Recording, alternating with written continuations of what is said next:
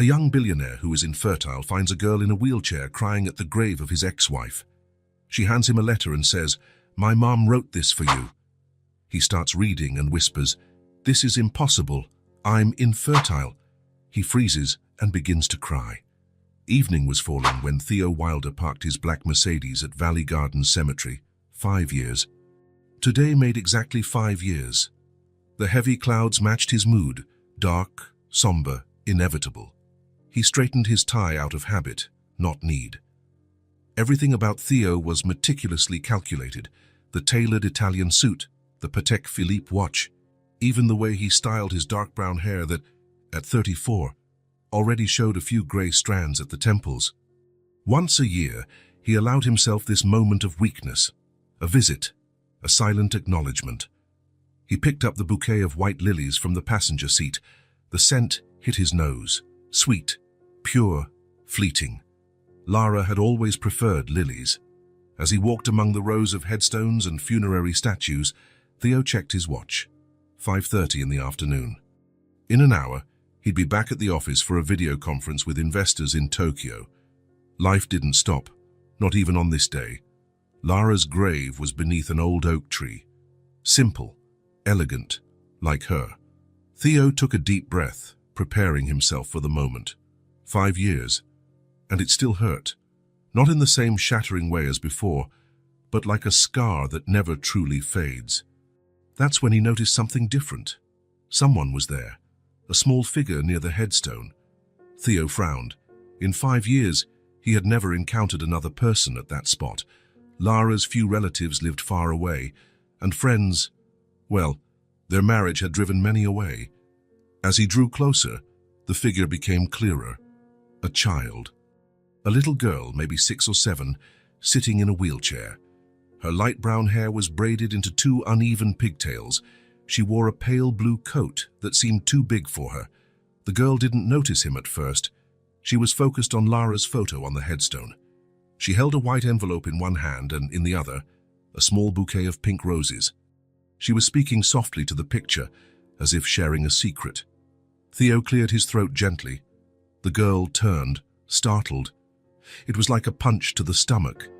The eyes, they were exactly Lara's eyes, big, expressive, an emerald green Theo knew so well, a green that haunted him in dreams. "I'm sorry," Theo said, recovering from the shock. "I didn't mean to scare you." The girl studied him for a moment.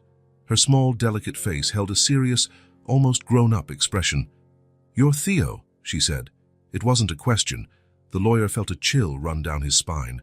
How did this child know his name? "Yes," he replied cautiously. "And you are—" The girl adjusted herself in the wheelchair. "My name is Ava," she said, her voice clear and firm, surprisingly confident for someone so little. "Ava Matthews." Matthews, Lara's maiden name. Theo felt his throat tighten. "You knew my ex-wife?" he asked, trying to keep his voice steady. Ava looked at the photo on the headstone, then back at Theo. Her eyes, those intense green eyes, seemed to see right through him. "She was my mum," she answered simply. Theo's world stopped. The words echoed in his mind like a gong. "My mum, my mum." The air felt heavy, hard to breathe. "Your mom," he repeated, the words coming out with difficulty. Ava nodded. No drama, no tears, just a child stating a fact. "She asked me to give this to you," Ava continued, extending the white envelope toward him. "When I was ready, Grandma Helen said now is the time." Theo looked at the envelope as if it were a bomb about to go off. His name was written on the front, in Lara's elegant, slanted handwriting. With trembling fingers, he took the envelope. Who's here with you?" "Did you come alone?" Ava pointed to an older woman waiting a few yards away, near a stone bench. A woman Theo hadn't noticed before, Helen Matthews, Lara's mother. She waved discreetly, but didn't come any closer. "Grandma brought me," Ava explained. "She said it was important." Theo opened the envelope slowly. Inside was a carefully folded sheet of paper. The same elegant handwriting, the same essence of Lara. "Theo, if you're reading this, I'm no longer there, and it means Ava, our daughter, is ready to meet you. Yes, Our daughter, I know what you're thinking now, that it's impossible, that life robbed you of your chance to be a father long before we met. I used to think that too. But miracles happen, even to those who don't believe in them. I found out I was pregnant 3 months after our divorce. The doctors couldn't explain how. They called it a rare case, one of those exceptions that defy science. I didn't tell you because you were moving on, because you always said you didn't want children, even before you found out you couldn't have them. Because I thought it would be easier this way. I was wrong. Ava deserves to know her father, and you deserve to meet the amazing daughter you have. Forgive me for hiding this from you. I hope one day you'll understand. With love, Lara. The paper trembled in Theo's hands. His eyes burned, his vision blurry. A tear fell, then another. Soon his face was wet, the tears falling freely from his usually controlled expression. It was the first time he had cried since Lara's funeral. He looked at the girl, at Ava, who watched him curiously. "Did you read it?" she asked. Theo nodded, trying to regain control, but he couldn't stop his chin from trembling. "You're my dad," Ava said, just as directly as before. There was no accusation in her voice, no anger, just the simple truth of a child. Theo felt his world spin. It was impossible, completely impossible. The doctors had always been clear. His condition was irreversible. This can't be true," he murmured, more to himself than to the girl. "I'm infertile. Since I was 16. A fever, a complication." Ava tilted her head, as if trying to solve a difficult puzzle. "Mom said I'm a miracle," she replied simply, extending the pink roses toward him. Theo looked at the flowers, at the letter, at the child, her green eyes, the shape of her chin, the slight furrow of her brow when she was focused exactly like him. "This is impossible," he whispered, his voice barely audible. "I'm infertile." But there she was, a small and fragile girl in a wheelchair, with his ex-wife's eyes and his own jawline, offering him roses and a truth that destroyed everything he thought he knew about his life. Theo Wilder's perfectly ordered and controlled world had just come crashing down. Helen Matthews's house was in a quiet neighborhood on the outskirts of the city, a modest 2-story building with light-toned walls and white-framed windows. The front yard was small but well kept, with rows of roses along a low wall. A newly installed access ramp replaced the 3 steps leading to the entrance, its wood still unmarked by frequent use. Theo stopped his Mercedes at the curb in front of the house, turned off the engine, and stayed seated. His hands still gripped the steering wheel tightly, his knuckles white with the pressure. It had been 3 days since the cemetery encounter. 3 days of sleepless nights, muddled thoughts, and endless questions. 3 days spent reviewing old medical records that confirmed his condition, infertility. A definite diagnosis since he was 16, the result of a complicated rheumatic fever. Doctors had been clear, practically 0 chance of natural conception. It was a sentence he had silently carried all his adult life. His assistant had to reschedule all his meetings for the week. The partners at the firm received a vague message about urgent personal matters. For the first time in years, Theo Wilder, the man who built a legal empire from scratch, was paralyzed. "Stop stalling," he muttered to himself, finally getting out of the car. The crisp morning air did little to calm his racing heart. Every step toward the front door felt weighted by the envelope inside his suit jacket pocket, Lara's letter, read and reread dozens of times in the past few days. He hesitated for a moment before ringing the doorbell.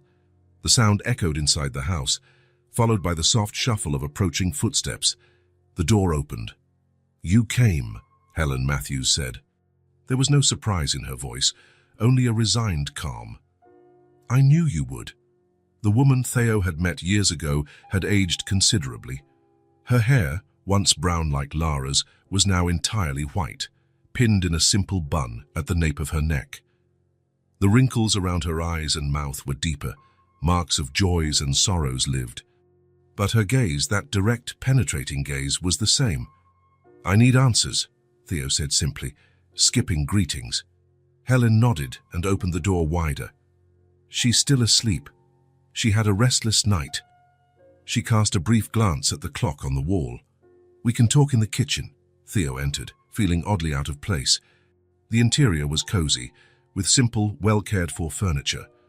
The living room walls were covered in framed photographs, a stark contrast to the minimalist spaces he was used to.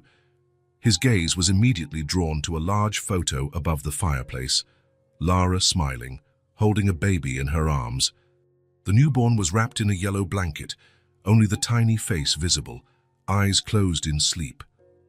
Lara looked at the camera with an expression Theo had never seen before, a mix of exhaustion and absolute joy. His heart skipped a beat. That was Ava, his daughter. Maybe. The possibility still seemed surreal. The kitchen was small but welcoming. A round dark wood table in the center with 4 chairs. Yellow curtains filtered the light through the windows. On the fridge, held by colorful magnets, was a child's drawing of a brown-haired girl and a tall man in a suit, both smiling, with a big red heart between them. Helen noticed his fixed stare on the drawing and commented while making coffee. "She drew that last night. Said she dreamed about you." Theo looked away, suddenly uncomfortable. The thought that a child who barely knew him might dream of him, think of him as a father, was unsettling. Helen made the coffee in silence, her motions precise and familiar. Theo sat, watching the older woman. When she finally placed a steaming cup in front of him and sat on the other side of the table, the silence became too heavy. "Is it true?" he asked, without beating around the bush. Helen looked him straight in the eyes. "Yes. Ava is your biological daughter." Theo shook his head slowly. "Impossible. I have medical reports dating back to when I was 16. The fever I had, the doctors were clear, almost no chance." "Almost no chance is not the same as impossible," Helen replied calmly. "And yet, here she is. Lara found out she was pregnant 3 months after the divorce. She was as shocked as you are now." Theo's hand tightened around the coffee cup. "Why didn't she tell me?" "It was my right to know." "Keep your voice down," Helen warned, glancing toward the hallway. "I don't want Ava waking up to shouting." Theo took a deep breath, trying to control the anger rising in his chest. "Why didn't she tell me?" he repeated, quieter but no less intense. Helen sighed deeply, running her fingers along the rim of her own cup. "You two were already separated, Theo. The divorce had been difficult." "Difficult?" Theo let out a humorless laugh. "It was hell, but that doesn't justify hiding my daughter from me." "Lara had her reasons," Helen said, her tone firmer. "You always made it clear you didn't want children. That was before I found out I couldn't have them, even after. Lara told me about the night you got the final test results. She said you seemed almost relieved." The memory hit Theo like a punch. He had been 25 when he finally decided to investigate why they had never conceived, despite years without protection. The confirmation of infertility came as a final verdict. He remembered telling Lara, in the bedroom of the apartment they shared, "Well, at least now we know we never have to worry about that." Back then, he thought he was being strong, practical. It wasn't relief, it was defense, a way to hide the pain. But Lara had interpreted it differently. "She was wrong," he murmured, more to himself than to Helen. There was a moment of silence. Helen held her coffee cup with both hands, as if seeking warmth even though the morning was already warm. When she discovered the pregnancy, Lara was confused, scared. She saw 3 different doctors. They all said the same thing. It was one of those rare, almost impossible cases. 1 in a million. She paused, taking a sip of coffee before continuing. "She considered telling you. She called your office twice. The first time, your secretary said you were in an important meeting. The second time, you were traveling to Tokyo or Hong Kong, I don't quite remember. She should have insisted," Theo countered. "Something this big. Then came the news about your new case, that big lawsuit against a pharmaceutical corporation. It was in all the papers, the young prodigy lawyer who can bring down a giant. Lara saw the interviews, the photos. You were in your element, at your peak." Theo remembered that case well. It was his first truly major one, the one that put his name on the map. He worked almost 20 hours a day for 6 months. It was the case that built his reputation and probably destroyed his marriage, though he hadn't realized it at the time. And still, she chose not to tell me. Initially, yes, she thought you weren't ready, that you didn't want the responsibility, that it would be a burden for you.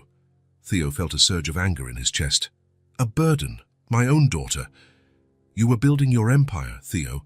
You worked 18-hour days. It was one of the reasons for the divorce, remember? Married to a ghost, she used to say. The words hurt because they were true. In the last years of their marriage, Theo rarely came home. When he did, he brought work. Lara had begged for attention, for time, for connection. He always promised things would be different after the next big case. But there was always a next big case, always another mountain to climb. And then, he asked quietly, when Ava was born, as she grew up, Helen stood up and went to a drawer near the sink. She returned with a thick envelope, yellowed by time. Lara wrote to you many times, letters she never sent. She pushed the envelope toward him. Sometimes, she even drove to your office with Ava in the car. She'd sit there, watching from a distance. She never had the courage to go in. Theo took the envelope with trembling hands. It was heavy, packed with unsent letters, years of unshared thoughts. Why? Fear, mostly.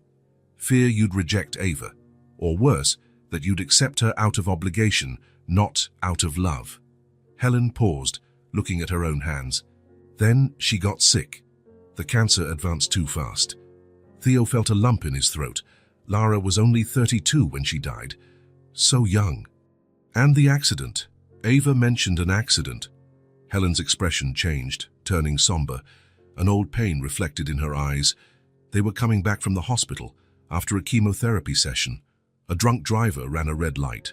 Lara saw the car coming, tried to swerve, but she took a deep breath. She tried to shield Ava with her own body. Her voice faltered. She saved Ava's life, but Ava lost the use of her legs. Lara never fully recovered. The cancer, the injuries from the accident, it was too much. Theo closed his eyes, trying to process it all. He pictured Lara, alone, battling cancer, caring for a small paraplegic child. Without him, because he didn't know, because she never told him. In her final months, Helen continued, discreetly wiping away a tear, Lara realized she'd made a mistake, that Ava needed a father, that you had the right to know her. She pointed to the envelope. It's all there. The medical records that prove the pregnancy, photos of her early years, along with DNA test results Lara did before she died. DNA tests? She knew you'd doubt, that you'd need proof. Helen gave a sad smile. My daughter knew you well, Theo. Before he could reply, they heard a sound from the hallway, the soft noise of wheels on the wooden floor. Ava appeared at the kitchen door, still in pajamas, a blue cotton set with little white stars. Her hair was messy, her face marked with pillow creases. You came back, she said, looking at Theo with those bright green eyes, Lara's eyes. Theo felt something shift inside him, something that had been dormant for a long time. I did, he answered simply. Ava smiled, a small, shy smile that lit up her entire face. Do you want to see my drawings? Helen stood up.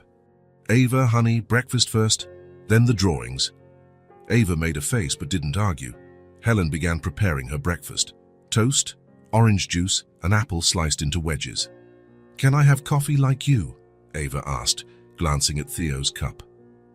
When you're 18, Helen responded automatically, as though they'd had this conversation many times. Ava gave a dramatic sigh. That'll take forever. Theo couldn't suppress a small smile. The girl had personality. As Helen placed Ava's breakfast on the table, Theo felt a hand on his arm. Helen was looking at him intently. Don't do this unless you're sure, she whispered, so only he could hear. She's lost too much already. Don't come into her life just to leave again. Theo understood the warning. He looked at Ava, who was nibbling on toast, watching them curiously, and then at the envelope in his hands. I need to be certain, he finally said. I need my own DNA test. Helen nodded, as though she had expected it. Understandable. I can arrange it. Ava tilted her head, confused about the adult's conversation. "Are you talking about me?" she asked, her mouth full of toast. "Ava, don't talk with your mouth full," Helen scolded gently. The girl swallowed quickly. "Sorry, Grandma, but you are talking about me, aren't you?" Theo got up and walked over to her, kneeling so he was at her eye level. Up close, the similarities were even more striking. The shape of her nose, the line of her jaw, even the little frown when she was confused, gestures he saw in the mirror every day. "Yes," he answered honestly. "We're talking about you and about me and about a lot of complicated things that happened before you were born. Grown-up stuff," she said with a wisdom beyond her years. "Exactly." Theo couldn't help a small smile. "But I promise I'll come back to see your drawings." "Pinky promise?" Ava extended her little finger toward him, looking expectant. Theo hesitated for a moment, then hooked his finger with hers. "Pinky promise." The smile Ava gave him felt like a ray of sunshine after a storm. "Va comme voir." A week later, Theo sat in his office on the 40th floor of a mirrored glass building in the city center. The place that had always been his sanctuary, his center of power, felt different now. Colder. Emptier. The afternoon sun filtered through the windows, casting bright patterns on the dark marble floor. On the tempered glass desk, perfectly organized as always, was a white envelope. The lab's logo was printed in the upper corner. His name appeared in neat, formal letters. The DNA test results. He had spent the entire week in a state of suspension. He couldn't work, couldn't sleep, barely ate. His mind was torn between the possibility of having a daughter, something he had always considered impossible, and the fear of raising his hopes only to find out it was all a mistake. He had visited Ava twice that week. He saw her drawings. He listened to her stories. He discovered she loved books about dinosaurs and hated peas. That she wanted to be either an astronaut or a vet, I haven't decided yet. That she knew all the capitals of Europe because she had a puzzle of the world map. Every minute with her made it harder to imagine she might not be his daughter. His fingers touched the envelope, hesitant. Part of him didn't want to open it. Uncertainty, at least, allowed him to dream. Finally, he tore it open. His eyes quickly scanned the pages of technical terms, looking for the conclusion. When he found it, he had to read it 3 times to process the words. Probability of paternity, 99.99998%. The room began to spin. Theo let the paper fall onto the desk and covered his face with his hands. His whole body began to shake as emotions burst out all at once. Ava was his daughter, his biological daughter. The miracle every doctor had said could never happen. For the first time in years, maybe the first time since childhood, Theo Wilder cried openly, deep sobs that came from a place buried long ago. He cried for all the lies he'd believed about himself. He cried for the lost time, for the first steps he never saw, the first words he never heard, the birthdays he never celebrated. He cried for Lara, who had faced it all alone when she didn't have to. He was so absorbed in his sorrow that he didn't hear the door open. He only realized he wasn't alone when he felt a hand on his shoulder. Rachel, his assistant for 8 years, looked at him with concern. In all that time, she had never seen him like this. No one had... "Mr. Wilder, are you all right?" Theo wiped his eyes quickly, but it was too late to hide the tears. "Cancel all my appointments for the rest of this week," he said, his voice still choked up. "And for next week, too." Rachel looked at him, then at the paper on the desk, then back at him. She nodded slowly. "Yes, sir." When the door closed, Theo remained still for a long time. The sun was setting, casting long shadows across the office. Finally, he picked up the phone and dialed Helen's number. "She's my daughter," he said as soon as she answered. There was no need for explanations. "I know," Helen replied softly. "Can I come over tomorrow?" I need to see her. She'll be happy. She's talked about you every day." When he hung up, Theo walked to the window. The city stretched below him, millions of lives, millions of stories. And somewhere in that sea of lights was a little green-eyed girl who had changed everything. What once seemed impossible was now breathing right before him. The future had completely transformed in a single moment. He had a daughter, and nothing else mattered. Theo's routine changed completely in the following weeks. Meetings now ended promptly at 5 in the afternoon. His driver already knew the route, 20 minutes from downtown to the quiet neighborhood where Ava and Helen lived. At first, the visits were short, almost formal. Theo arrived with gifts, books about dinosaurs, solar system puzzles, a small telescope. Ava received each one with sparkling, curious eyes, but Theo realized she valued his presence more than any object. "You don't need to bring presents every time," Helen remarked one afternoon, watching Ava play in the garden with a set of toy animals he had brought. "I don't know what else to do," he confessed. "I have so much time to make up for." "Time," Helen smiled gently. "That's exactly what she needs. Not things, just time." He took the advice to heart. On the next visit, he arrived empty-handed but with the entire afternoon free. Together, he and Ava assembled a 1,000-piece puzzle, a picture of the Milky Way. It took hours. At some point, Theo noticed night had already fallen outside, and he hadn't checked his phone even once. "Can I ask you something?" Ava said, concentrating on fitting a particularly tricky piece. "Sure." "Did you and my mom like each other a lot?" The question caught him off guard. "Yes," he answered after a moment. "We liked each other very much. Then why did you separate?" Theo took a deep breath. How to explain divorce to a 6-year-old, how to talk about emotional distance, different priorities, prolonged absences. "Sometimes," he began slowly, "two people can like each other a lot but can't make it work. Like puzzle pieces that look like they fit but don't." Ava nodded, as if it made perfect sense. "Like this blue piece that looks like it belongs in the sky but actually goes somewhere else." "Exactly." She was quiet for a moment, then said, "Mom talked about you." Theo's heart sped up. "Really? What did she say?" "That you were very smart. And you worked really hard to help people, and that sometimes you had sad eyes." She looked at him, like now. Across the room, Helen watched silently, knitting what looked like a scarf. Her eyes, so much like Lara's, held a mix of tenderness and concern. The visits became more frequent, 2-3 times a week. Theo rearranged his schedule, delegated cases, and shocked his partners by requesting leave. For someone who had always put work above everything, it was a remarkable transformation. One sunny Saturday, he took Ava to the park. Logistics he had never considered came up, checking wheelchair-accessible paths, ensuring there were adapted restrooms, loading and unloading the wheelchair. But it was all worth it when he saw her joy feeding the ducks by the pond. "Mom used to bring me here," Ava said, throwing small pieces of bread to the eager ducks. "She knew the names of all the different birds." "Really?" Theo smiled. "Which ones did she teach you?" Ava pointed at different birds around the pond, naming each one. "That one's a sparrow, that one's a robin, and the tall one with the long neck is a heron." She paused. "Mom said birds are like little angels, sky spies." Theo felt a lump in his throat. That was exactly the kind of thing Lara would say.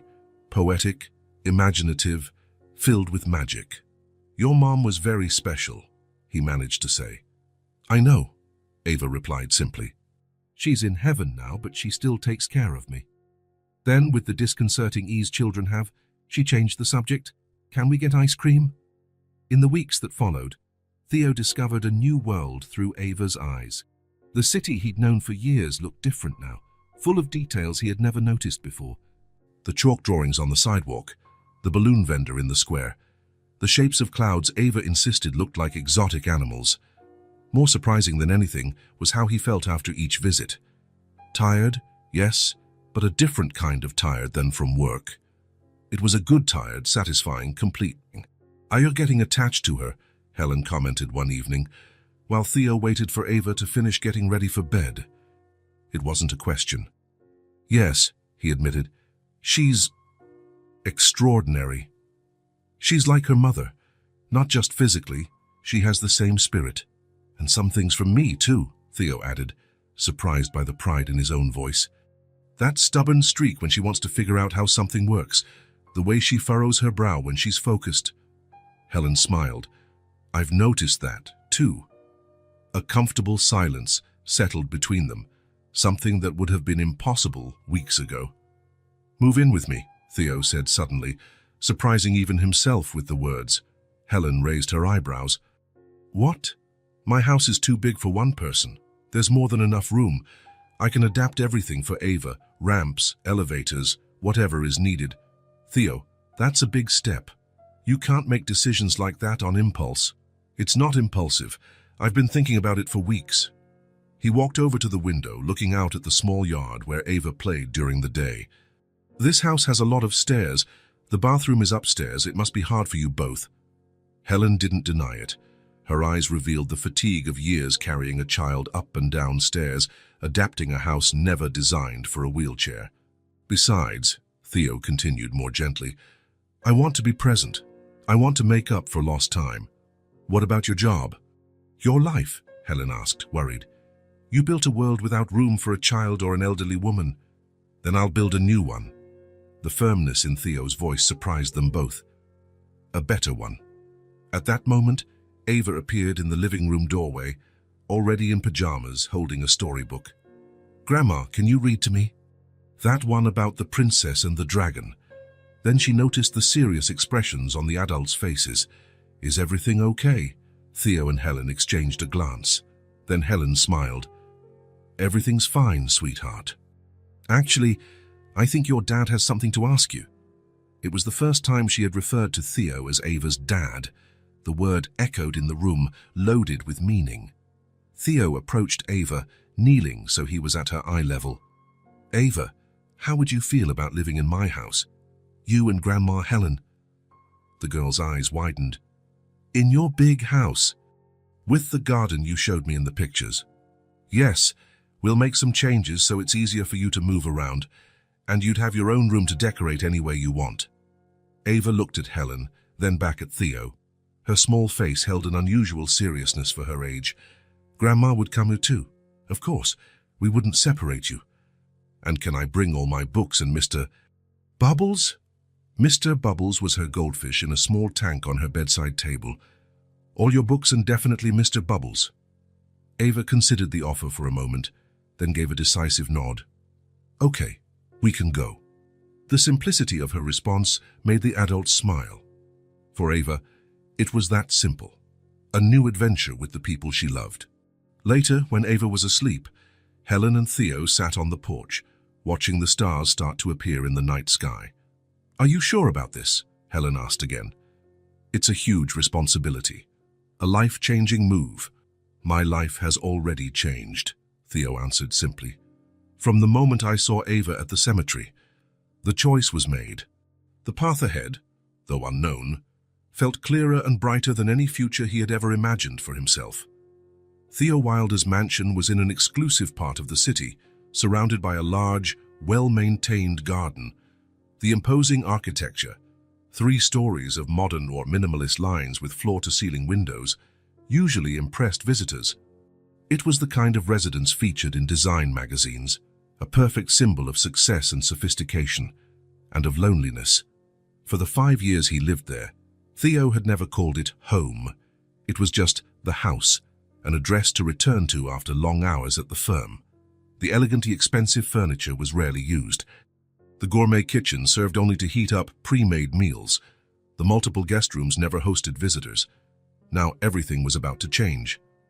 We have a lot of work to do, Theo told the architect as they walked through the first floor. I need everything adapted in 2 weeks. The architect, an older man who had done other projects for Theo, seemed surprised. 2 weeks? For renovations of this size, money is no issue, Theo responded simply. Hire as many crews as necessary. The plan was ambitious. Ramps at the entrances, an elevator connecting the 3 floors, widening doorways, a complete renovation of 2 bathrooms for support rails, and accessible showers. The master bedroom on the 2nd floor, the sunniest room, would be transformed into a space for Ava. And I want that wall painted with a mural of flowers, Theo added, pointing to the main wall in the room. The architect made notes on his tablet. Any specific kind of flowers? Theo hesitated. Which flowers would Ava like? He realized with some sadness that he didn't yet know such simple details about his daughter. Something colorful and cheerful. I'll confirm the details later. That evening, when he visited Ava and Helen, he casually asked which flowers she liked best. Sunflowers, she answered without hesitation, because they're tall and always face the sun. The next day, the architect got detailed instructions. The wall should have a field of sunflowers from floor to ceiling, with some butterflies and bees among the blossoms. It should look like the window opens onto a real garden, Theo explained. The days that followed were full of noise, dust, and intense activity. Theo was deeply involved in the process, inspecting every detail, making adjustments, demanding changes when something wasn't right. For someone known for delegating tasks, his participation surprised everyone. A week before moving in, he took Ava and Helen to see the house. When the car stopped at the entrance, Ava's eyes went wide. "You live here?" she asked, astonished. "We live here," Theo corrected her with a smile. "Shall we go inside?" The new ramp at the main entrance was the first adaptation Ava noticed. Wide enough for her chair, with a gentle slope she could manage on her own. The smile she gave Theo as she went up unassisted made every penny worth it. Inside, the house was unrecognizable. The open spaces, once cold and impersonal, now had color and texture. The main living room had more comfortable sofas and a big coffee table perfect for games and puzzles. A brand new bookshelf displayed the growing collection of children's books Theo had been buying over the last few weeks.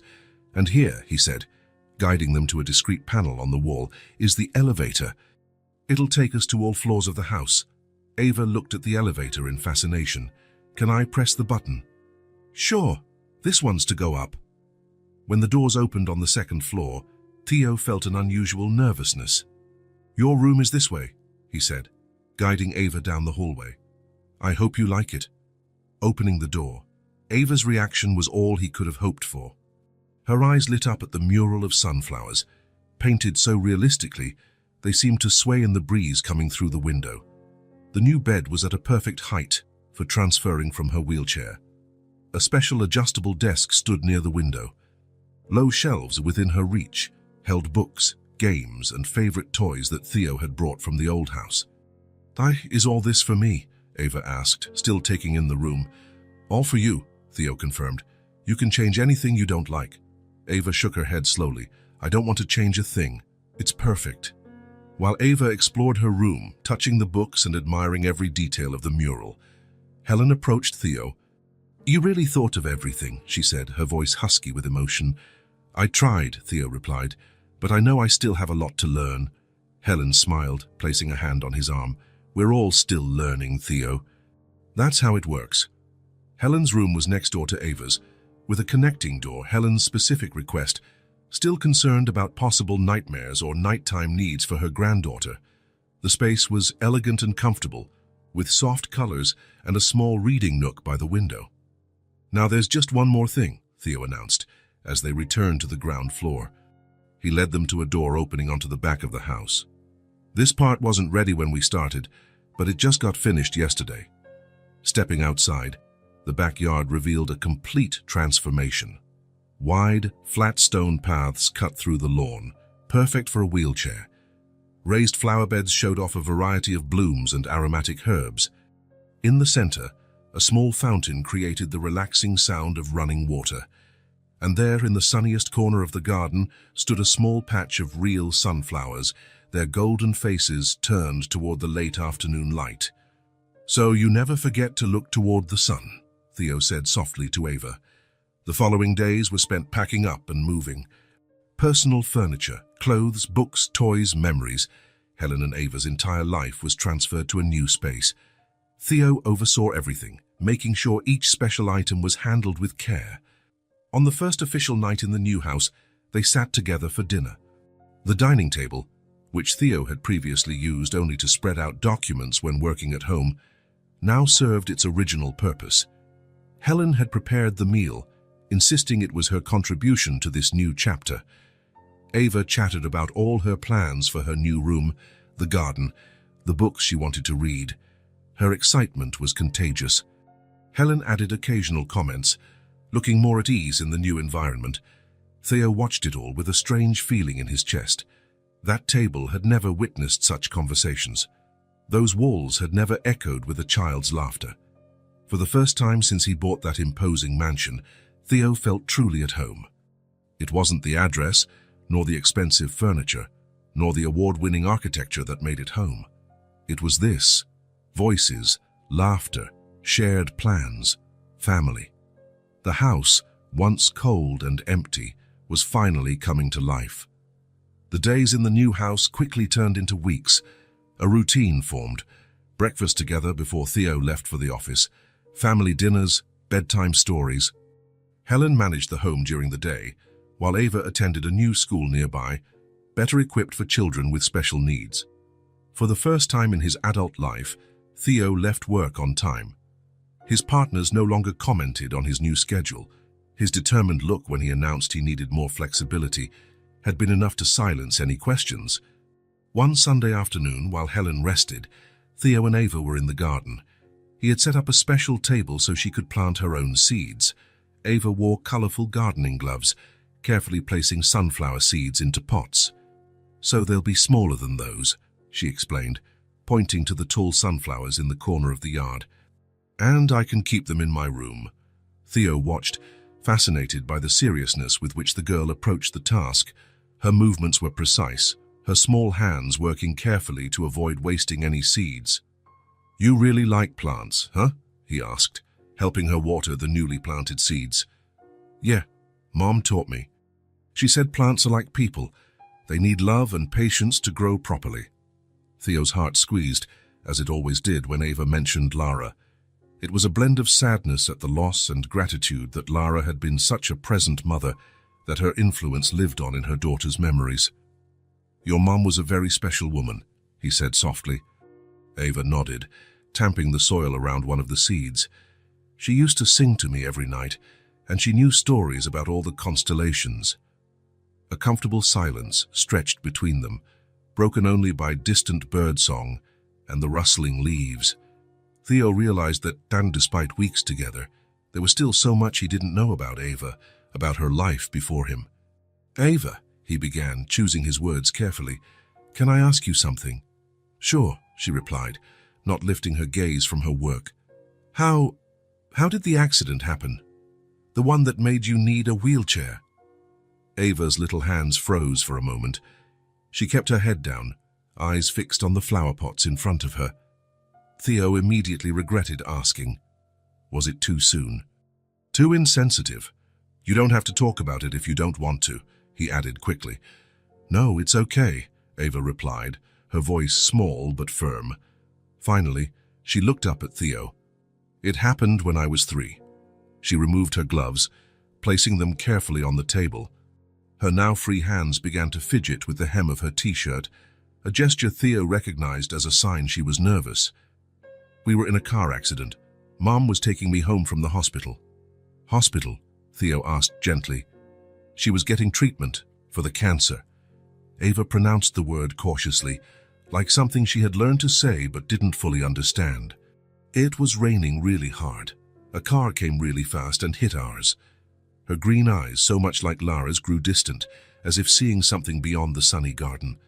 Mom tried to protect me with her body. I remember her shouting my name and throwing herself over me. Theo felt his throat tighten. The image of Lara, ill, trying to protect their little daughter with her own body, was devastating. "I woke up in the hospital and she never came back." Ava's voice wavered slightly, but there were no tears in her eyes. Theo realized she had probably told this story before, multiple times, processing the trauma until she could speak without falling apart. "The doctors said I'd never walk again. My legs won't listen to my brain anymore." She said it with a simplicity that broke Theo's heart, so young to understand such permanent, definitive realities. But then, to his surprise, Ava smiled, a small but genuine smile. "Grandma said now I walk on wheels like a magical bicycle. That I can go faster than anyone if I want." Theo couldn't stop his own tears. The resilience of this child, her ability to find light even in the darkest circumstances, was astonishing. "Your grandma is a very wise woman," he managed to say. Sometimes I dream that I'm running, Ava continued, with surprising naturalness. Running really fast through a field of flowers.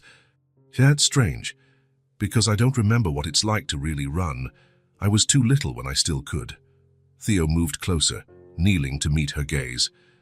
Ava, you're the strongest person I've ever met. Did you know that? She frowned, confused. But I'm small, and there are lots of things I can't do by myself. Strength isn't just about muscles or doing everything alone, Theo explained. It's about how we face hard things, how we keep going even when it's painful. Ava thought about this for a moment. Like you when you found out about me. Grandma said it was hard for you to believe. Theo smiled, again amazed at her perceptiveness. Exactly, it was very hard for me. But you made it easier. You know, your smile, your courage. Ava reached out and, with surprising tenderness, wiped away a tear that was rolling down Theo's cheek. The gesture, so grown up from such a small child, made more tears fall. Don't be sad, she said. Mom always said remembering her should bring happiness, not sadness. And now I have you and Grandma, and a new house, and sunflowers. Theo took a shaky breath, trying to regain control. This child, his daughter, kept astonishing him with her wisdom and her capacity to truly live despite everything she had lost. You're right, he finally said. And you know what? Maybe we can plant more flowers here. Maybe an entire bed like in your room. Ava's face lit up. We can. All different colors. All the colors in the world. And can I help choose them? Of course. You'll be the garden's chief designer. Ava laughed, a sound Theo was quickly learning to cherish as one of the most precious in the world. She turned back to the pots of seeds, explaining exactly how much sun and water each would need. Watching her, Theo made a silent promise. He couldn't change the past. He couldn't bring back Ava's mother or her ability to walk, but he could ensure her future was as bright as possible, that she would never again lack love, security, or opportunities. From the kitchen window, unnoticed by them, Helen watched the scene. She saw Theo's tears, Ava's gentle touch, the serious conversation followed by smiles. When she saw them laughing together over the pots, she felt a peace she hadn't known in years. At last, Lara could rest. Her daughter was in good hands. Theo's decision to officially register Ava as his daughter came naturally. After 2 months living together, their bond grew stronger every day. The connection, initially fragile, was now solid, as real as the blood they shared. Helen first brought it up during dinner. Have you two thought about the name issue? She asked casually, pouring more juice for Ava. Theo frowned. What issue? The last name, Helen explained. Ava has her mother's last name, Matthews, but now that she's living with you, I can change my name, Ava interrupted, her green eyes wide at the possibility. Theo looked at her, realizing this was an important topic. Yes, you can if you want. We could add my last name to yours. I'd be Ava Matthews Wilder, she tested the words, smiling as she heard them. Exactly. Or just Ava Wilder, if you prefer. The girl pondered the options with seriousness. I think I want both. To have a bit of Mom and a bit of you. A lump formed in Theo's throat. That sensitivity, that deep understanding of the importance of names and what they represented. Extraordinary for someone so young. Ava Matthews Wilder, he agreed. It sounds perfect. But the process wasn't as simple as adding a name. As a lawyer, Theo knew the legal procedures required. Formal acknowledgement of paternity, then amending the birth certificate. Documents, signatures, bureaucracy. That same night, after Ava went to bed, Theo called Martin Greaves, a colleague at his firm specializing in family law. He explained the whole story, the late discovery of paternity, the DNA tests, the recent move. I want this done as soon as possible, he concluded. I want everything legally recognized, no doubts about my rights as her father. Martin, who had known Theo for years, couldn't hide his surprise. The Theo Wilder he knew was a man entirely devoted to his career, with no room for serious relationships, let alone children. I'll take care of it personally, he assured. Given the circumstances and the positive DNA test, We shouldn't face complications. Do you currently share guardianship with the maternal grandmother? Yes. Helen and I share the responsibilities. She's been incredible. Theo paused. I want her to remain a legal guardian with me. It's important for Ava. Understood. I'll prepare all the documentation. If everything goes smoothly, we can finalize it in 2 weeks. The bureaucracy went faster than expected, thanks to Theo's influence and Martin's efficiency. In 10 days, all the documents were ready for the final signatures at the registry office. On the morning of the big day, Ava was especially excited. She chose her favorite dress, blue with little white stars, and asked Helen for elaborate braids in her hair. I need to look pretty to become a Wilder, she explained seriously. Theo, who wore impeccable suits every day, spent extra time on his appearance that morning. He chose a blue tie to match Ava's dress, a detail she noticed immediately and approved with a bright smile. At the registry office, Martin waited by the entrance, a folder of documents in hand. He greeted Theo formally but bent down to talk to Ava at eye level. So you're the famous Ava. Your dad can't stop talking about you at the office. Ava looked at Theo, both surprised and delighted by the information. Really? Theo felt his ears heat up. It was true. Over the past months, any conversation at work eventually led him to mention Ava. Her school achievements, a clever remark she made, her progress in the piano lessons she had recently started. Maybe I talk about you a little bit, he admitted. The registry official greeted them with professional efficiency, but her expression softened upon seeing Ava in her wheelchair, looking around with curiosity. So we're formalizing the recognition of paternity and the name change, she said, checking the documents. Ava Matthews will now be Ava Matthews Wilder. Theo signed where indicated. Helen, as Ava's legal representative, also signed confirming her consent. The official stamped, recorded, then offered a special pen to Ava. You need to sign too, sweetie. Write your name here. Ava looked at the pen with awe.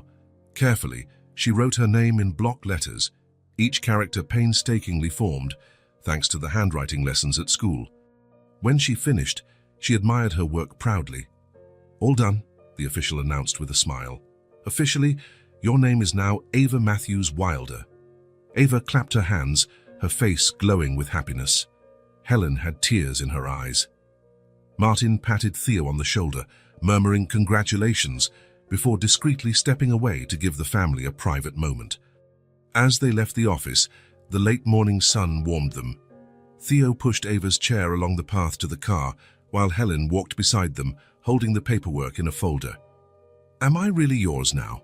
Ava asked suddenly, turning her head to look at Theo. He stopped, went around and kneeled in front of her chair. Their eyes were now level. You always were, he answered simply. The paperwork just tells everyone else what we already knew. Ava smiled, reaching out her arms. Theo hugged her, feeling her small body against his, smelling the scent of her children's shampoo, her heart beating fast like a tiny bird. I love you, Dad, she whispered in his ear, the first time she'd used the word without hesitation or shyness. Theo felt something break free inside him, like a weight he'd carried for years, finally dissolving. I love you too, sweetheart, he replied, his voice unsteady.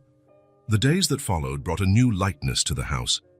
It was as though the official recognition had set something free in all of them. Helen seemed more at ease, as if a secret worry had finally been resolved. Ava talked constantly about her new name, practicing her signature on every scrap of paper, and Theo. Theo found a happiness he never thought possible. New routines formed naturally between father and daughter. Every morning before breakfast, Theo helped Ava with her physical therapy exercises, movements to keep the leg muscles active and prevent atrophy. He memorized each movement and the correct number of repetitions from her physical therapist. You're better than Dr. Patrick, Ava commented one morning, while Theo gently flexed her knee. He's always in a hurry. Well, I have a very special patient, Theo replied, tickling her belly and making her burst into laughter. Sundays became special breakfast day. Theo, who barely knew how to fry an egg before Ava came into his life, now experimented in the kitchen, creating pancakes in fun shapes, often more blob-like than the animals he intended, much to Ava's delight. "Is that an elephant or a cloud?" she asked, giggling. "It's clearly an elephant riding on a cloud," Theo would respond with mock dignity, prompting more laughter. Saturday afternoons became drawing time. Theo had no artistic talent, but he found he enjoyed coloring the outlines Ava created. They sat together at the big table, papers scattered everywhere, colored pencils and markers forming a rainbow of possibilities. Ava drew with intense concentration, her tongue poking out one corner of her mouth when she was especially focused. "This is you in court," she once explained, showing Theo a drawing of him with a black cape. "Fighting for people's rights." Theo smiled, touched by how she viewed his work, far more noble and heroic than the reality of corporate contracts and mergers. When the weather turned chilly, they introduced the hot chocolate ritual at dusk. Helen had a special recipe with cinnamon and a hint of vanilla. They sat on the covered porch, watching the rain or wind in the trees while warming their hands around steaming mugs. Ava recounted her school day, her new friends, what she'd learned. Sometimes she asked about Lara, little things, like her favorite color or whether she liked to sing. Theo and Helen answered honestly, keeping her memory alive without turning her into a sad ghost. Evenings were story time. Theo discovered a knack for inventing fantastic tales, adventures of princesses in wheelchairs who saved entire kingdoms, scientists who discovered distant planets, magical animals that secretly talked only to special children. "One more?" Ava always asked, even when her eyes were already heavy with sleep. "Tomorrow," Theo promised, kissing her forehead. "Dream of tonight's story, and tomorrow we'll have a new one." At work, colleagues noticed the change in Theo. The man who used to arrive first and leave last, who lived for cases and clients, now had strict limits. He left on time, refused meetings at certain hours, and left social events early. "I have a more important commitment," he'd simply say when asked. Some clients complained about his reduced availability. Theo wasn't fazed. He delegated more cases, trained his team to handle responsibilities he once monopolized. His efficiency, surprisingly, improved. Limited time forced him to be more focused and productive. One particularly stressful afternoon at the office, tangled with a complicated case and demanding clients, Theo received a call from Helen. "Ava wants to talk to you," she said. "It's nothing urgent. She's just excited to share something." Ava's voice burst on the line, excited. "Dad, guess what? I won the writing contest at school. The teacher said I'm getting a trophy on Friday. Can you come?" The day's stress instantly melted away. "I wouldn't miss it for the world," Theo promised. "What was the theme?" "My hero," Ava answered. "I wrote about you. I called you my heart lawyer." Something shattered and reassembled inside Theo at that moment. "Heart lawyer?" "Yeah, because you defend people in court, but you also take care of my heart." The teacher thought it was beautiful. She said it was very creative. When the call ended, Theo stood by the office window for a long moment. The sun was setting over the city, bathing the buildings in golden light. Below, people rushed home after a long day, carrying briefcases, talking on their phones, living their busy lives. He used to be one of them, always rushing, always thinking about the next case, the next achievement, living for a future that never truly arrived. Now, for the first time, he was present, fully present. "Heart lawyer," he murmured to himself, feeling both the weight and the lightness of that phrase. He had spent his life building a brilliant career, racking up wins in tough cases, impressing powerful clients. But his greatest case, greatest challenge, and greatest victory arrived in the form of a small girl in a wheelchair, holding a letter in a cemetery. That night, when he got home, Ava greeted him with his new title. "The heart lawyer is here," she announced gleefully, making Helen laugh. Theo grinned, kneeling down to kiss the top of her head. "How was the rest of your day, my award-winning writer?" As Ava eagerly narrated the day's events, Theo realized a simple, profound truth. Love can be complicated in its origins, complications and losses. But in its essence, in daily practice, love is surprisingly simple. It was being present. It was listening to school stories as if they were the most important news in the world. Because they were. It was making elephant cloud pancakes. It was helping with physical therapy. It was inventing bedtime stories. It was being called Heart Lawyer and realizing he had finally found his true purpose. And the biggest revelation, it was infinitely more rewarding than any professional triumph he had ever achieved. Saturdays at the zoo were usually crowded, but Theo had planned everything carefully. He bought tickets in advance, with special access for visitors with specific needs. They arrived right at opening time, when the place was still relatively empty, and the morning sun cast a golden light over the trees and enclosures. "Where are the lions?" was Ava's first question as soon as they passed the gates. Her braids bounced with excitement. Tied with colorful ribbons matching her red dress, Theo held a map of the zoo, unfolding it to show her. "The big cats are in this section," he explained, pointing to an area on the map. "But we'll start over here with the primates and make a circuit. That way, we won't miss anything." "I want to see everything," Ava said, her eyes shining with anticipation. "Absolutely everything," Theo smiled. "Theo, then let's begin." The zoo was well designed for accessibility, with flat, wide pathways making it easy to maneuver her chair. Ava insisted on pushing her own wheelchair most of the time, "to work my arms," like the therapist said. But Theo took over on slight slopes or when she got tired. In the primate section, they stopped in front of a family of gorillas. The large male sat impassively in the center of the enclosure, while a smaller female played with a baby.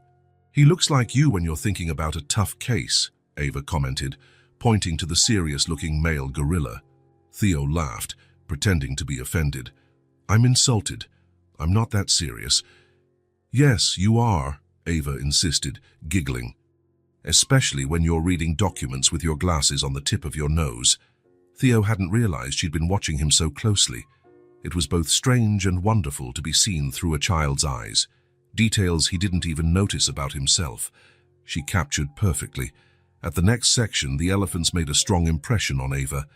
She fell silent for a long time, observing a large female gently guiding her calf with her trunk. "They never forget," she said quietly at last. "I read that in a book. Elephants have really good memories." "They do," Theo confirmed. "Like me," she continued thoughtfully. "I still remember Mom, how she smelled, her voice.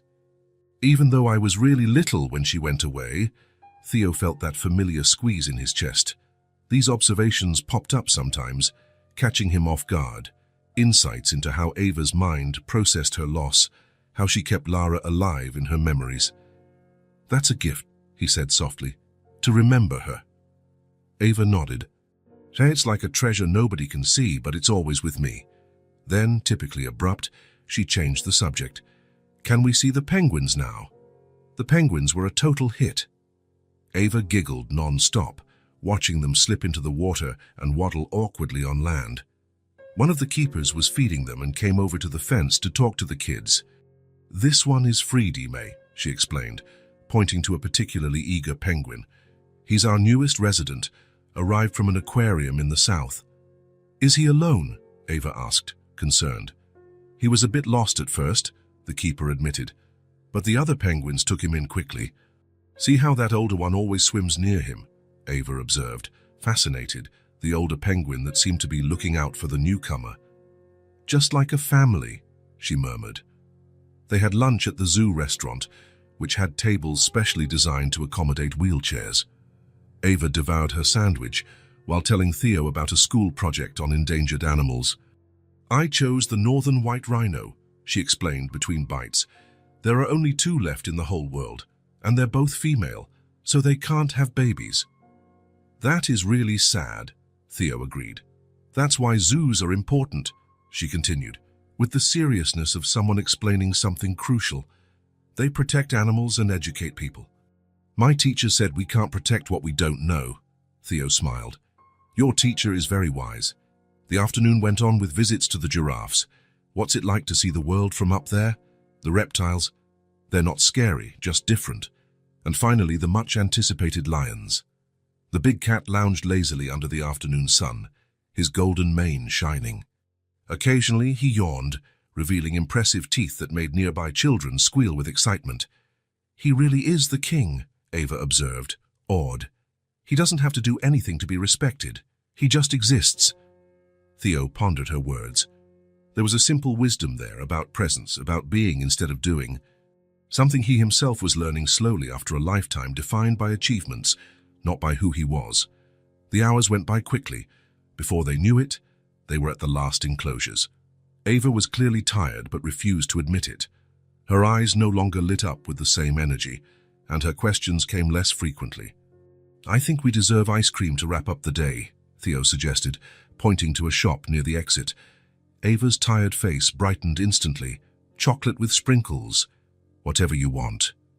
They sat at a shady table, Ava savoring her chocolate ice cream covered in colorful sprinkles, Theo enjoying a simple vanilla cone. The zoo was beginning to empty out, families heading to the exit after a busy day. "Thank you for the outing," Ava said, chocolate at the corner of her mouth. Theo grabbed a napkin and gently wiped her face. "It was fun, wasn't it? Which animal did you like the most?" Ava considered the question seriously, as she did everything. "I liked the elephants. And the penguins. And the lions." She paused. "Actually, I liked them all." Theo laughed. "That's not an answer." "But it's true," she insisted, laughing too. Then she grew serious again, staring at her half-melted ice cream. "You know, I've never been to a zoo before." "Never," she shook her head. "Mom wanted to take me, but then she got sick. And after that..." She didn't need to finish the sentence. Theo felt that familiar mix of sadness and gratitude, sadness for the experiences Lara never got to share with her daughter, gratitude that he could be there to provide them now. Ava looked at him, her green eyes suddenly shy beneath her long lashes. She bit her lip, as she often did when gathering the courage to say something important. "Dad," she began, the words still sounding new and precious from her. "Today was the best day of my life." Theo froze, his spoon suspended halfway to his mouth. Those simple words, spoken with such sincerity, cut through all his defenses like nothing had before. The best day in her entire life. Because of him. He felt something warm and liquid rise in his chest, climb into his throat, press behind his eyes. He tried to speak but found no words. Instead, he put down the spoon, reached across the table, and gently took Ava's small hand in his. He lowered his head, trying to hide the tears now rolling freely down his face. "Don't be sad," Ava said, concerned, squeezing his hand. Theo shook his head, still unable to look up. "It's not sadness," he finally managed to say, voice hoarse. "It's love. Love makes you cry?" "Sometimes," he answered, finally looking at her. "When it's too big to fit inside." Ava considered that, then smiled, a smile that lit up everything around her. "Then I'm almost crying too, because I love you as big as the whole zoo." "No," she corrected herself quickly, "the whole city. No, the whole world." Theo laughed through his tears, a laughter that freed something inside him. "How about we finish our ice cream," he suggested, wiping his eyes, "and then stop by the souvenir shop to pick something to remember the best day." "Can we get a stuffed lion?" Ava asked hopefully. "A lion, an elephant, a penguin, anything you want." As they finished their ice cream in the late afternoon sun, Theo reflected on how unpredictable life could be. Less than a year ago, he was alone in that empty mansion, drowning in work to avoid feeling the emptiness. Now he was here, with chocolate stains on his jacket, learning about elephants and penguins, crying at a zoo ice cream stand. And in some completely unexpected way, living the best day of his life, too. Sunday afternoon was perfect. Not too hot, not too cold. The sky was a nearly impossible shade of blue, with a few white clouds drifting lazily. The garden, now fully adapted for Ava, showed the first signs of spring. The sunflowers they had planted together were sprouting, still small, but already faithfully turning toward the sun. Helen Matthews watched everything from the living room window. Her knitting rested in her lap, forgotten. She was completely absorbed in the scene unfolding outside. Theo was running across the lawn, pushing Ava's wheelchair in ever faster circles. The specially reinforced outdoor chair glided smoothly along the paved path. "Faster!" Ava shouted between giggles. "We're almost passing car number 7. "Hang on, driver!" Theo shouted back, playing along. Dangerous curve ahead! He made a tight turn, prompting more squeals of excitement from Ava. Her hair flew behind her, her hands gripping the armrests, her face shone with pure joy. Helen smiled, her eyes growing misty. These were not tears of sorrow, but something more complex, a blend of gratitude, relief, and the specific kind of happiness that arrives after a long period of worry.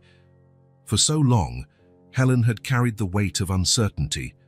Throughout Lara's years raising Ava alone, then during Ava's illness, and finally after Lara's passing, the responsibility of caring for a child with special needs at 60 had been daunting.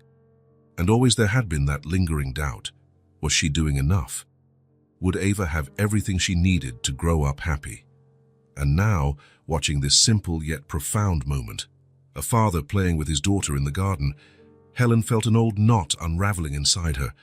Theo seemed so different from the man she'd known years ago, back when he and Lara were still married, that Theo rarely smiled, always checked his watch, always mentally somewhere else. This Theo was fully present, his expensive clothes slightly wrinkled and grass-stained, his face flushed from running, his smile as wide as Ava's. Sensing her gaze, Theo looked toward the window and waved. Ava followed his look and waved enthusiastically at her grandmother. Helen waved back, her heart overflowing. Soon after, Helen heard the back door open and their voices coming into the house. Ava was still laughing, telling Theo how they had won the race. "Grandma, did you see? We won the race," Ava exclaimed, entering the living room with Theo just behind her. "I saw, dear. You two were really flying. Dad said maybe we can go see a real race someday, just to watch it, of course."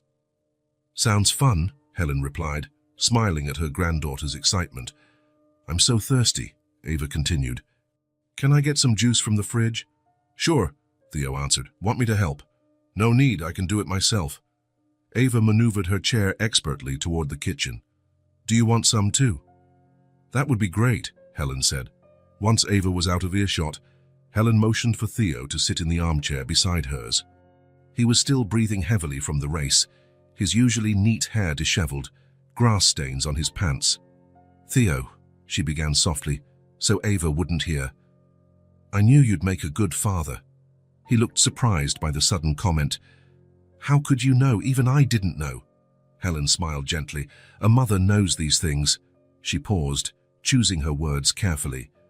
"My daughter often complained that you were always absent and distant, but I can see you've changed." Theo's eyes dropped briefly, guilt flashing across his face. Helen knew he still carried the weight of past mistakes, of lost time. "Lara was right about me back then," he admitted. "I was lost. I thought success was all that mattered. And now?" His gaze shifted toward the kitchen where they could hear Ava humming as she prepared their drinks. A soft smile touched his lips. "Now I know what truly matters." Helen placed her hand over his, gently. Her hands, marked by time and arthritis, contrasted with his stronger, younger ones. But there was a connection, a shared understanding, a common purpose. "I feel at peace," she said, her voice thick with emotion, "because she's with you, because now she has a father." Theo lowered his gaze, visibly moved. He squeezed Helen's hand gently, unable to find adequate words. He didn't need to. The silence between them said everything. The moment was interrupted by the sound of Ava's chair returning from the kitchen. She skillfully balanced a small tray with 3 glasses of orange juice. "I didn't spill anything," she announced proudly, rolling closer. Then she noticed the atmosphere in the room, her grandmother's moist eyes, Theo's emotional expression. "Is everyone okay?" "We're perfectly fine, dear," Helen replied. "We were just having an important conversation." "About what?" Ava asked, curiosity in her voice as always. "About how lucky we are," Theo said, recovering himself. "Because we're a family." Ava's eyes lit up. "We really are a family, right? With a home and everything." "Yes, we are," Helen confirmed, extending an arm to include her granddaughter in the moment. Ava rolled her chair closer and, without hesitation, leaned forward to hug them both, one arm around Theo, one around Helen. For a moment, the 3 of them stayed that way, forming a perfect circle. The afternoon sun poured through the windows, creating golden patterns on the living room floor. Outside, the young sunflowers kept turning, faithfully following the light. Inside, time seemed to stand still in that embrace. Helen closed her eyes and inhaled deeply. She could feel Lara's presence somehow, not as a sad ghost, but as a silent blessing, an approval. Her daughter had always wanted this, for Ava to have a complete family, a present father, a safe home. Now, at last, that wish was fulfilled. As they broke the hug, Ava carefully handed out the glasses of juice, making a small ceremony of the task. "Let's make a toast," she suggested, "like in the movies." "And what shall we toast to?" Theo asked, joining her playfulness. Ava thought for a moment, then raised her glass solemnly. "To our family." "To our family," Theo and Helen echoed in unison, tapping their glasses against hers. The sound of the toast echoed in the sunny room, a simple sound, but one that marked the beginning of something precious and lasting. That afternoon remained a cherished memory, the moment they truly became a family, not out of obligation, not by circumstance, but by choice, by love. A real home, finally complete. Morning came earlier than usual at the Wilder house. It was still dark when the light in Ava's room switched on. Helen was already up, carefully organizing everything with the attention of someone who understands how important rituals can be for children. The new uniform lay neatly on the chair, navy blue skirt, white blouse, and a sweater with the embroidered crest of Wellington School. Next to it, the already packed backpack with brand new notebooks, colored pencils arranged by shade, a pencil case with colorful pens, all precisely organized the way Ava insisted on doing the night before. "Did you sleep well?" Helen asked, helping her granddaughter sit on the edge of the bed. Ava shook her head. "I dreamed I forgot how to talk, and nobody understood me." Helen smiled sympathetically. "Those kinds of dreams are normal when you're nervous about something new." She began to help her with her socks. "Feeling anxious?" "A little," Ava admitted, biting her lower lip, a gesture she'd inherited from Lara. "What if the other kids don't like me? What if they think my chair is weird?" Helen tied the laces of her new shoes perfectly. "They'll think you're amazing because you are. And about the chair." She paused, meeting Ava's eyes. "Remember what we always say. It's just a different way of getting around," Ava recited, as though it were a well-learned lesson. "Exactly. Plus, you can show them those awesome moves you do in the hallway." Ava smiled, the first genuine smile of the morning. Downstairs, Theo was making breakfast with exaggerated focus. Star-shaped pancakes, freshly squeezed orange juice, fruit cut into fun shapes. As though the perfect breakfast could somehow guarantee a perfect first day for Ava at her new school. He was more nervous than she was, though he tried not to show it.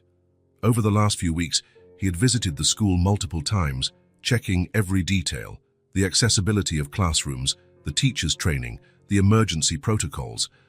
Wellington School had been chosen after a thorough search, the best in the area for children with special needs, recognized nationwide for its inclusion program, with a staff that had proven experience. Even so, the anxiety remained. As a lawyer, Theo was used to controlling variables, predicting possibilities, preparing for every contingency. But sending his daughter into a new environment, full of unknown kids, was completely out of his control.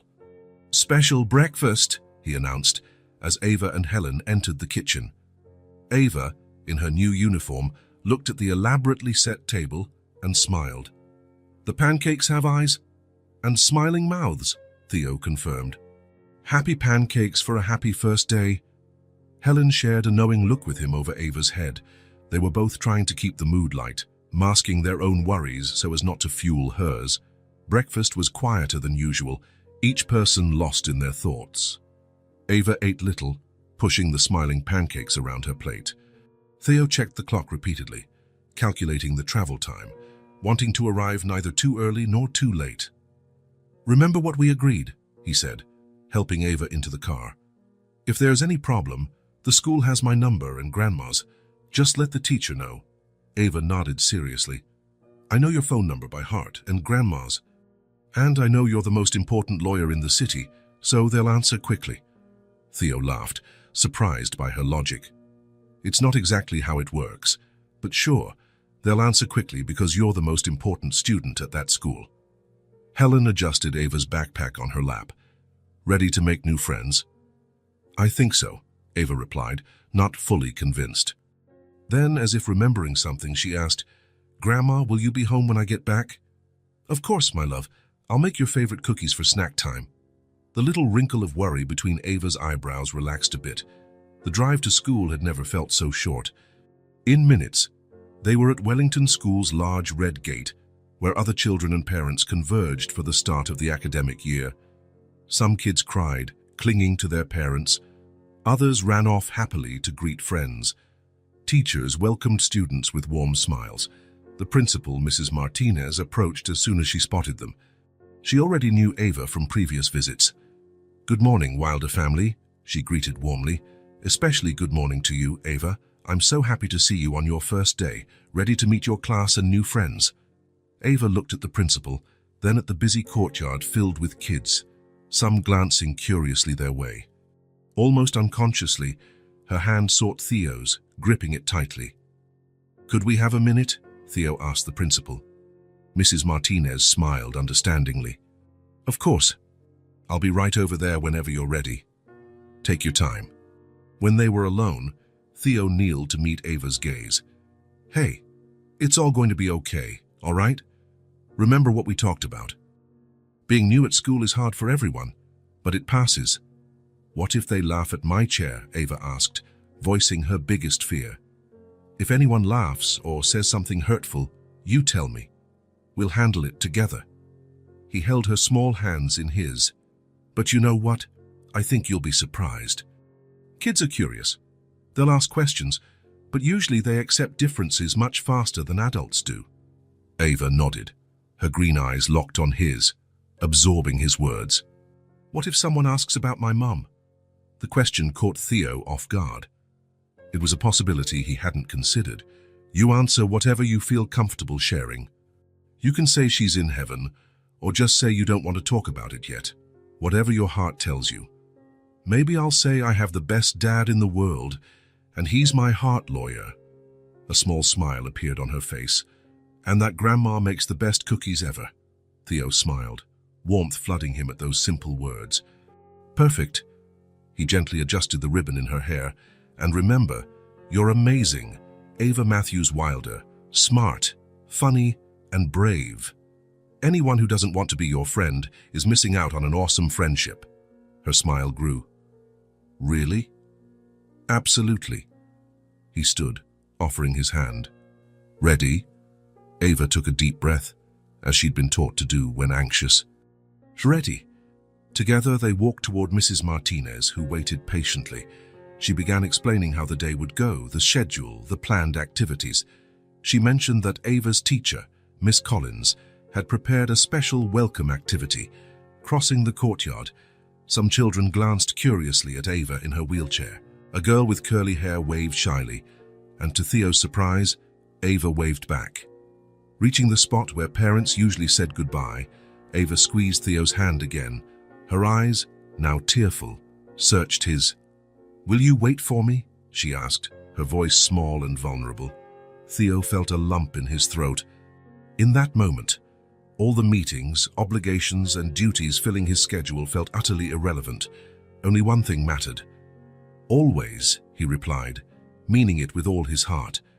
Ava smiled, seemingly reassured by his response. She leaned forward in her chair to hug him tightly, her small arms wrapped around his neck. I love you, Dad. I love you too, my star. Then, with one last look, he let her go.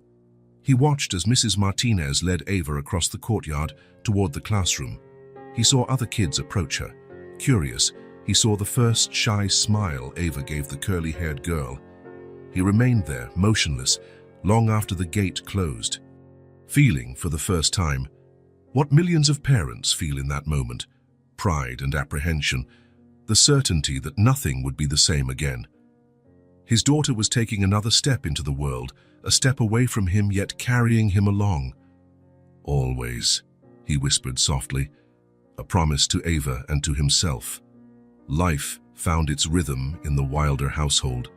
3 months had passed since Ava's first day at school, and she already had friends, took part in class activities, and came home daily with lively stories about what she learned.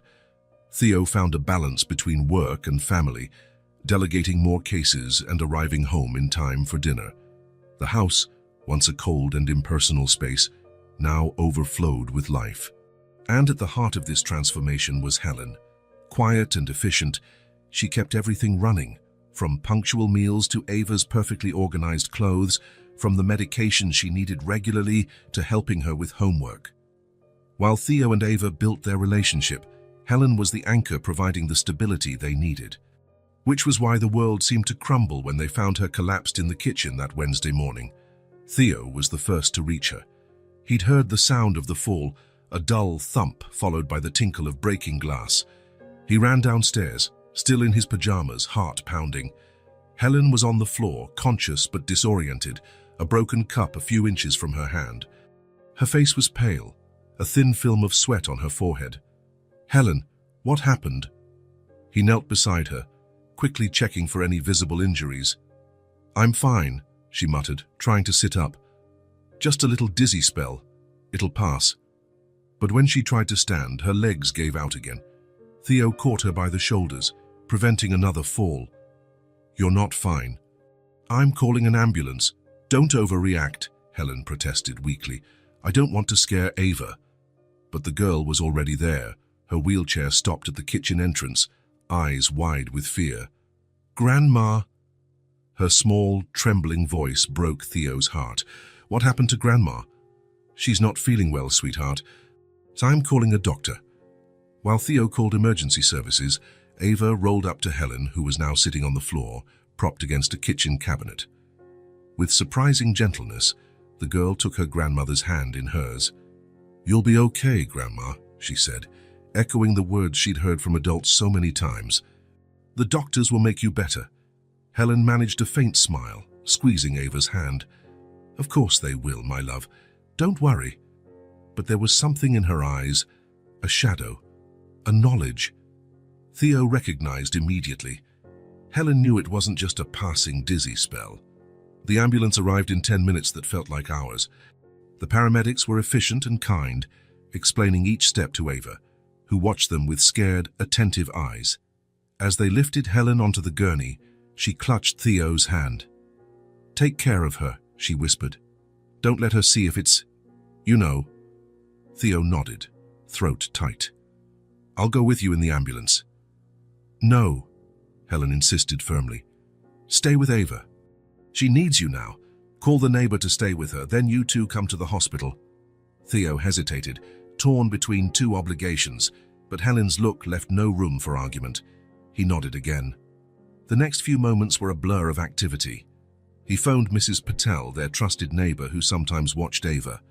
Helped Ava get dressed quickly, trying to maintain a calm he didn't feel. Within half an hour, they were on their way to the hospital. In the car, Ava was unusually quiet, staring out the window. "Grandma's going to be fine," Theo said, more to himself than to her. "The doctors will take care of her, like they took care of Mom." Ava's question came low, almost a whisper. Theo felt something cold and heavy settle in his stomach. How to answer that? How to promise anything he couldn't guarantee? "Every situation is different, Ava. Your grandma is strong and—" "Mom was strong too," Ava interrupted, her voice trembling. "She fought so hard. Grandma always told me that. But she still went away." The traffic light turned red, giving Theo a moment to compose himself. He turned to look directly at Ava. "I'm scared too," he admitted. "But we can't assume the worst before we know what's happening. We'll be by Grandma's side no matter what." Ava nodded, but Theo could see she was far from reassured. At the hospital, they were directed to the emergency waiting area. It was crowded, people with the same anxious expressions, some crying quietly, others pacing. Theo filled out forms, spoke with the receptionist, all while trying to keep Ava calm. An hour passed. Then 2. Finally, a tired-looking doctor called Helen's name. Theo pushed Ava's chair up to him. "Mr. Wilder, I'm Dr. Reynolds. Your mother-in-law is stable for now. What happened to her? The doctor glanced briefly at Ava, hesitating almost imperceptibly. Could we talk over there? He pointed to a quieter corner. Ava, stay here for a moment, okay? I'll be right back. No. Ava's voice rose, drawing eyes. I want to know too. She's my grandma. Theo exchanged a look with the doctor, who nodded slightly. All right, we'll go together. In that quieter spot, Dr. Reynolds explained the situation. Helen had suffered an ischemic stroke. A clot partially blocked blood flow to a part of her brain. They'd intervened in time to prevent severe permanent damage. But we also found other complications during the tests, the doctor continued, his voice professional yet compassionate. Her blood pressure is consistently high, and there are signs of congestive heart failure. We also noticed some abnormalities in her liver that need further investigation. Theo tried to process it all. What does that mean exactly? Will she recover? The doctor chose his words carefully. We can stabilize her condition, manage symptoms with medication. But given her age and these combined issues, we're talking about ongoing care, not a cure. Is she going to die? Ava's voice sliced through the conversation like a blade. Dr. Reynolds looked at the girl, his expression softening. Not immediately, no. But your grandma will need special care from now on. Ava lowered her head, her hands clutching her wheelchair armrest so tightly her knuckles whitened. When she lifted her face, tears were rolling silently down her cheeks. I don't want to lose Grandma too, she said, her voice breaking into a sob. I can't lose anyone else. Theo felt his own heart breaking. He knelt in front of her chair, holding her small, trembling hands. Ava, look at me, he said gently. When her eyes met his, he continued, We'll do everything we can for Grandma, the best doctors, the best care. And no matter what happens, you will never be alone. Never. Understand? You have me now. Promise? She asked, her voice tiny. I promise with all my heart. Ava hugged him then tightly, as though he were an anchor in a storm. Theo felt her tears dampen his shirt, and he let his own tears fall too. The following days tested everyone's endurance. Helen remained in the hospital for a battery of tests, and so the doctors could adjust her medication. Theo completely reshuffled his schedule, working remotely whenever possible, delegating cases, cancelling meetings. He split his time between the hospital, Ava's school, and the now oddly empty house without Helen. Ava, for her part, adopted a surprising determination. She made cards, drawings, and paper flowers to decorate her grandmother's hospital room. She asked to research Helen's medical conditions, wanting to understand. During visits, she kept the conversation going, sharing stories from school, reading books aloud, determined not to show her fear, but at night, alone with Theo, her guard dropped. The questions came, about death, about loss, about being alone. Questions with no easy answers. If Grandma goes to heaven like Mom, who's going to take care of us? She asked one night, as Theo tucked her in. I'll take care of you and you'll take care of me, he said, trying to keep his voice steady. And Grandma's not going to heaven anytime soon. She still has a lot to do here. Like what? Like watching you grow up. Teaching you how to bake that special chocolate cake only she knows how to make. Helping me not burn pancakes. That won a small smile from Ava. You do burn pancakes. After 2 weeks, the medical team finally agreed that Helen could continue treatment at home, with regular nursing and physical therapy visits. Palliative care, though they avoided that term around Ava. Theo transformed the office on the first floor into Helen's bedroom, so she wouldn't need to climb stairs. The day she returned home felt like a celebration. Ava had prepared a welcome for days. Drawings covered the walls of the new room. A paper flower wreath hung on the door, and her stuffed animals were strategically placed on the bed to keep Grandma company. When the ambulance arrived with Helen, Ava waited at the door wearing her favorite dress, her hair styled with matching bows. Theo realized she wanted to appear strong and happy for her grandmother, hiding the fear she still felt. Helen looked frailer, thinner, but her eyes lit up when she saw her granddaughter waiting. The paramedics helped her into a wheelchair, temporarily. They all insisted until she was fully stronger. "Look at us," Helen joked when she was side by side with Ava, both in wheelchairs. "We can race each other in the hallway now." Ava smiled, tears shining in her eyes. When the paramedics left and Theo went to sign some papers, she approached her grandmother, letting the cheerful mask fall away. "I missed you so much, Grandma," she said, her voice trembling. "The house wasn't the same without you." Helen took Ava's hand, her own eyes brimming with tears. "I missed you too, my love, more than you can imagine." Theo returned, completing the circle. They stood there, the three of them, in the entrance hall, each at a different stage of life, each carrying fears and hopes, united by ties stronger than blood. 3 generations under one roof. A family united not by obligation or circumstance, but by choice, by love. "Welcome home, Helen," Theo said softly. "Thank you for bringing me home," she replied, glancing around with a mixture of emotion and gratitude. "To our home." In that moment, despite the uncertainties still hovering over them, one certainty stood unshakable. They would face whatever came, together, like a family, as they should have all along. The Wilder house had never looked so colorful. Purple and gold balloons, Ava's favorite colors, floated against the living room ceiling, tied in clusters placed all around. Shimmering banners spelling "Happy Birthday" stretched across the walls. On the dining table, a 3-tiered cake was a work of art covered in blue frosting and little sugar sunflowers.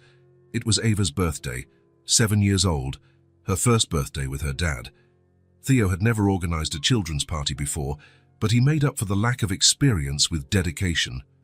In the past few weeks, he had researched party themes, entertainers, decorations, and suitable gifts like he would a legal case, thoroughly.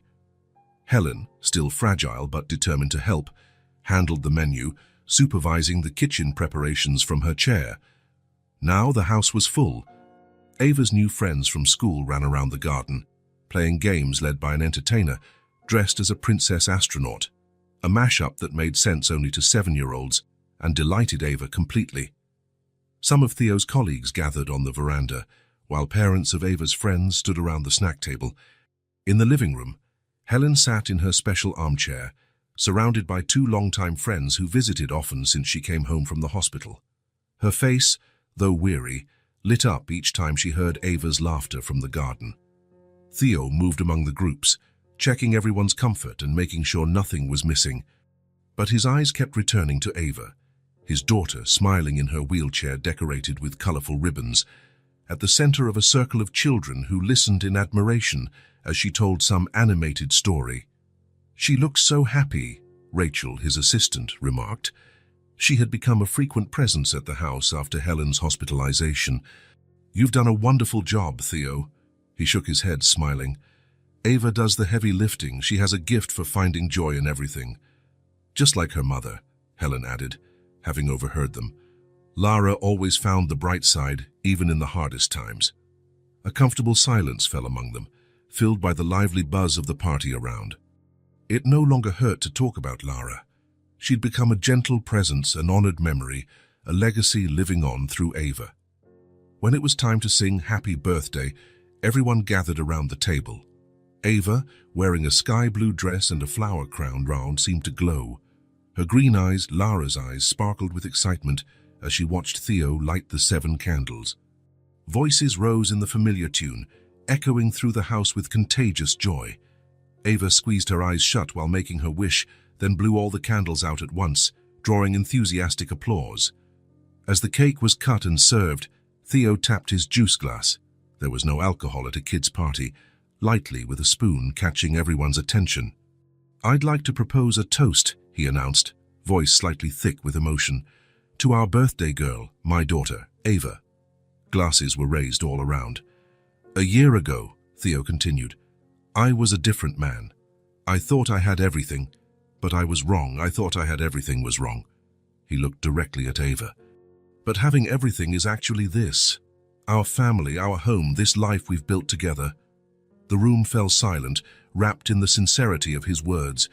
"To Ava," he concluded, raising his glass higher, "who brought light to our lives. To Ava, The crowd echoed in unison. The girl beamed, her cheeks pink with joy. When the guests returned to their conversations, she maneuvered her chair to where Theo and Helen stood, positioning herself between them. She extended her hands, one to each of them. They took them automatically, forming a small circle. "Do you want to know what I wished for when I blew the candles?" Ava asked, her gaze moving between them. "You can't tell," Helen teased gently, smiling, "or it won't come true." "This wish doesn't need magic to come true," Ava responded with the peculiar wisdom that sometimes surprised the adults. "I wished that we'd stay together like this, always."